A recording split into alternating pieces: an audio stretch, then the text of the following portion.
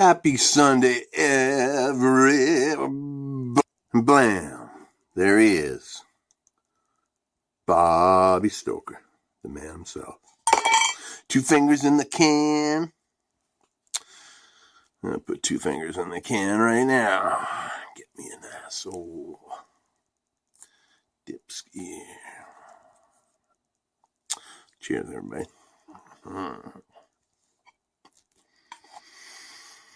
Oh, my God. I've been holding off on this, on having a dip.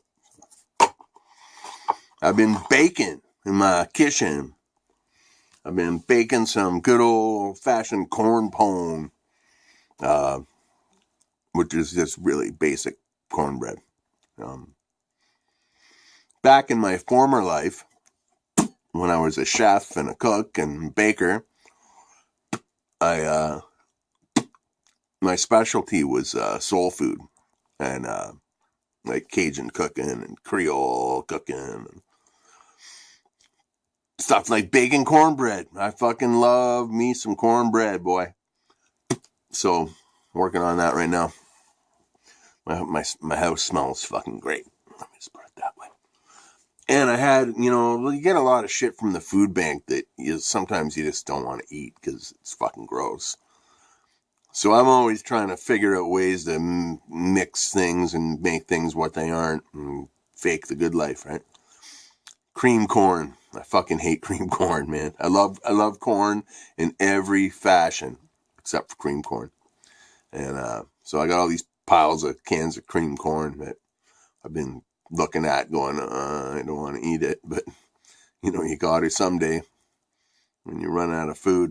So, and then I realized I had a bunch of old stone milled, like not the fine shit, but the good coarse cornmeal. I had about a pound of it in my fridge, in my freezer. So, and I had some molasses, making up some cornbread.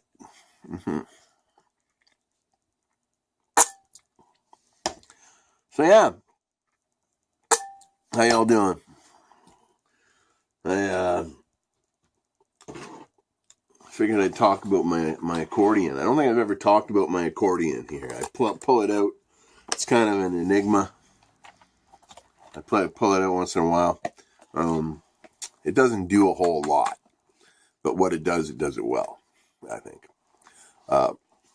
What this exactly is it's a 3-stop diatonic button accordion. What I mean by diatonic is it only plays in one key. Basically plays in one key. I mean, you can figure it out I'm not that good to transpose things, but I believe this is in the key of A, although I'm not sure. I'll have to recheck. It's either A, D, or G. I'm not sure. But yeah, basically these buttons here are like on a harmonica. Let me see if I always got a harmonica handy. Like all these holes here, each one of these is equivalent to one of these, right? It's got a blow, like a blow and a draw,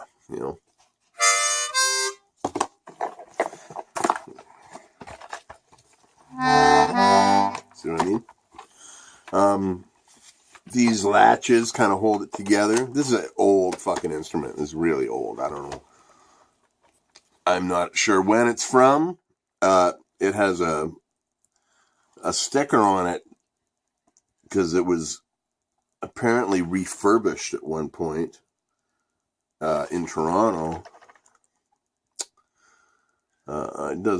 It doesn't say when, but from the sticker, I would say it's it would have been refurbished in the 70s or 80s, like fixed up, worked on, or whatever.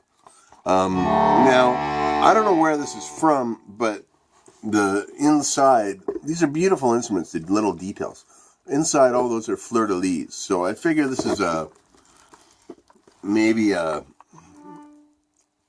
don't know, like Accordion.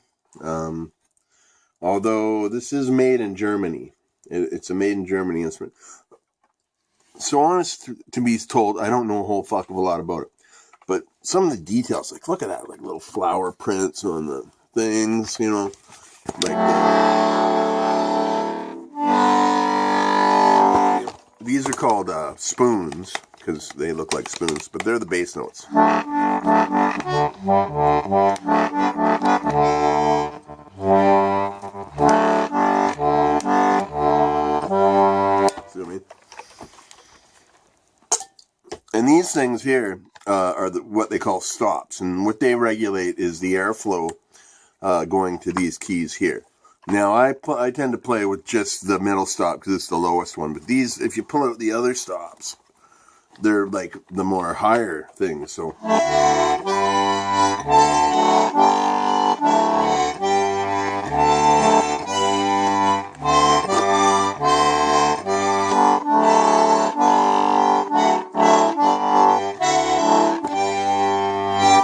might even keep it like that for a while. I haven't played it with all the stops.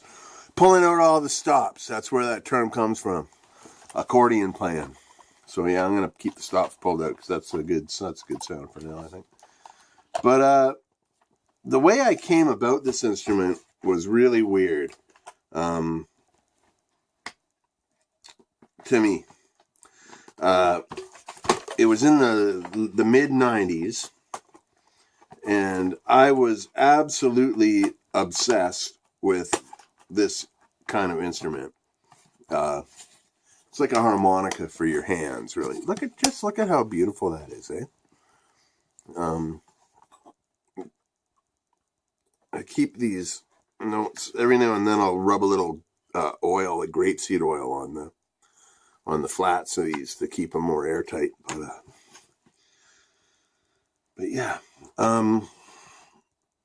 yeah, it's a beautiful instrument. It doesn't do much, but it does it well. It's just basically for playing jigs and reels and hornpipes and shit like that. You know, it's a folk instrument, you know. Nothing complicated, easy to play. You can pick it up and figure out how to play it in half an hour kind of thing. You know, now the difference between a button accordion and a keyboard accordion is, like, this is tuned diatonically, whereas a keyboard accordion's tuned chromatically. So it's like all the keys of a piano, whereas this just has the same notes as on a harmonica, like in one key. So yeah. Anyway, I came about this instrument kind of weird. I was dating a girl through most of the 90s, this girl named Kelly, and she was a student, and she got a credit card from her school, through her school or something, a Visa or MasterCard or something like that. Anyhow, she could sign one person on and get them a card as well. So that was the one time in my life where I've had a credit card.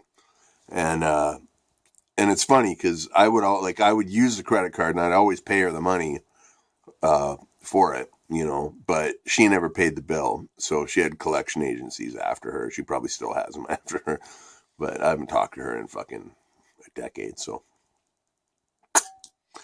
I don't care. But anyhow, yeah, I bought this instrument on that credit card. Now it was like, it's funny how the stars align, you know, like, because I was absolutely obsessed with getting a fucking button box accordion, you know, and I had no idea how I was going to do it, where I was going to find one, you know. To buy a new one is fucking thousands of dollars.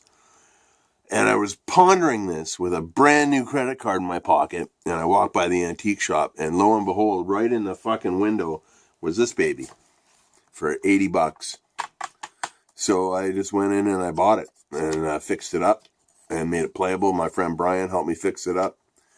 And yeah, it's a fucking blessing. It's one of those instruments that just fell into my life, and I love it. Yeah, I pull it out from time to time and make some noise on it. My big influences for button accordion are the dear beloved Bernie Martin from town here, rest in peace, and Ivor Cutler, if you ever check out Ira Cutler on YouTube, he's an interesting poet who often incorporated button box into his poems. So yeah, it's a cool instrument. So, how you doing? It's been a couple raggedy weeks here for me. A lot of things are going on in my life.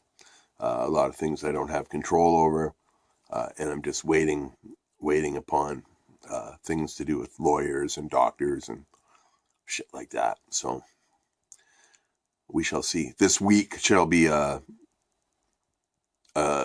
telling week in my future, I'm hoping. It will be, at least in some regard. Within the next 2 weeks, I may have my life sorted out in a different way than I do now. So that would be a blessing, because, for a year and a half, I've been fucking late. I got laid off from my last job a year and a half ago. And, my doctor signed me off of work. He's like, you can't work anymore. Not doing what you do. And I'm uneducated. The only things I know are cooking and music. And, that's really all I've done to make money over the last fucking 25 years. And music really doesn't pay anymore anyway. When I toured with my band, I did okay off it, but. And, the work that I know how to do is, I've worked in kitchens since I was 13. I dropped out of high school. I never went to university, and I just went straight work. I was working full time throughout high school anyway. So I just kept at it because I actually wanted to be a cook. And I had a good career. I had a good run. I learned almost everything I want to know. But sadly, that chapter of my life had to end because I can't do that work anymore. It's very physical, very stressful. I just can't do it. So anyhow, my doctor signed me off of work, meaning that, like, I'm on medical deferment is what they call it when you're on welfare. So it's been hard because, I've been kind of stuck because I can't really go out and find a job. And there's no jobs to be had, and I couldn't do them anyway. I couldn't, that's why I haven't been able to keep a job over the last decade, is because, I can't keep up, So anyhow, it's been a real fucking year and a half, boy. I make so little. I make enough money on welfare to pay my rent, and that's about it. I can chip a little bit off my phone bill, but no money for groceries, no money for anything extra. No, I got to get everything from the food banks, or beg and borrow or whatever, So I'm hoping things will turn around for old Dirty sometime soon. But anyhow, thanks a lot for tuning in to the Dirty Pat Walsh channel with me, your host, Dirty Pat Walsh. I hope you all be well, stay free, have a fantastic Sunday, and be well.